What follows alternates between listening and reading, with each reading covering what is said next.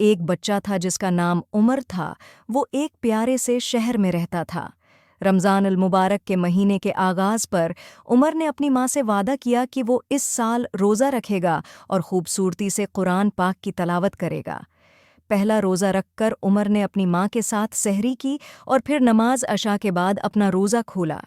اس نے پوری لگن اور شوق سے روزہ رکھا اور قرآن پاک کی تلاوت کی۔ رمضان کے دن گزرتے گئے اور عمر نے اپنے دوستوں کو بھی روزہ رکھنے کی سلیقہ دی اور ان کی تعریفوں کو سن کر خوش ہوا۔ ایک دن جب عمر اسکول جا رہا تھا، ایک بھوکا بچے اس کے سامنے آیا جو کہ بھوک سے تڑپ رہا تھا۔ عمر نے فوراً اپنی ٹفن کو اسے دی اور اپنا دنیاوی ٹفن ختم کیا۔ اس واقعے نے عمر کو سمجھایا کہ رمضان کے مہینے میں خیرات کی کمی کو محسوس کرنا اور دوسروں کی مدد کرنا کتنا اہم ہے۔ اس نے وعدہ کیا کہ وہ آئندہ بھی رمضان کے دوران خیرات کرے گا اور دوسروں کی مدد کرے گا۔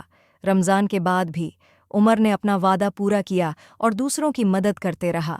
اس کا دل ہمیشہ خوشی سے بھرا رہا اور وہ اپنی زندگی کو خوشیوں سے گزارتا رہا۔